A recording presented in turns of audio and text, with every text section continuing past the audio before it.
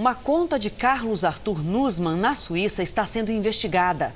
A suspeita é de que o presidente do Comitê Olímpico Brasileiro tenha recebido repasse de dinheiro de um dos envolvidos no escândalo da compra de votos para o Rio de Janeiro sediar as Olimpíadas. Autoridades da Justiça da França estão desde o início da semana no Rio de Janeiro.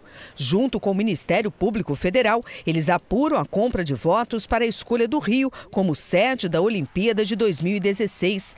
As investigações desencadearam a Operação Unfairplay, jogo sujo em inglês, e levaram o presidente do Comitê Olímpico do Brasil a prestar depoimento na Polícia Federal. Carlos Arthur Nussmann é suspeito de intermediar a propina, que teria vindo da organização criminosa de Sérgio Cabral. Os agentes cumpriram mandados de busca e apreensão na casa do dirigente. Em um dos e-mails retirados do computador dele, em junho de 2014, Nussmann escreveu uma mensagem a um representante da Federação Internacional de Atletismo, fornecendo os dados de uma conta na Suíça. O depósito deveria ser feito ao banco Société Générale Private Banking. A federação era controlada pelo senegalês Lamine Diack, acusado de ter cobrado 2 milhões de dólares para apoiar a candidatura do Rio como cidade olímpica. Agora, os procuradores investigam a movimentação dessa conta e possíveis transferências durante o período em que ocorreram as obras olímpicas no Rio. O endereço do banco em Lausanne também é revelador para o Ministério Público Federal. Na cidade suíça funciona a sede do Comitê Olímpico Internacional, onde Carlos Arthur Nussmann foi várias vezes entre 2009 e 2016.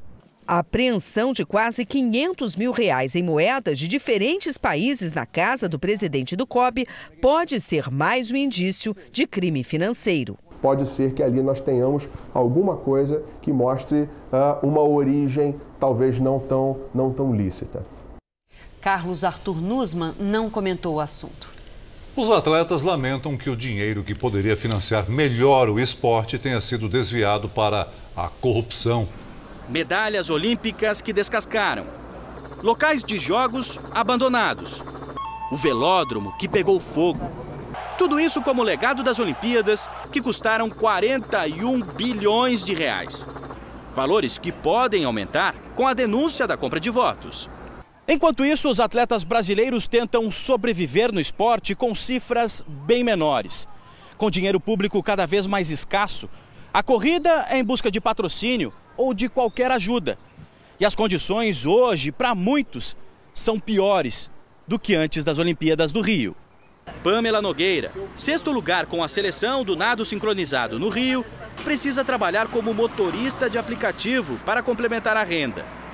Atrás do volante, ela vê o dinheiro que poderia ajudar o esporte sair pela janela. Infelizmente, aqui no Brasil, a gente não consegue viver do esporte, né?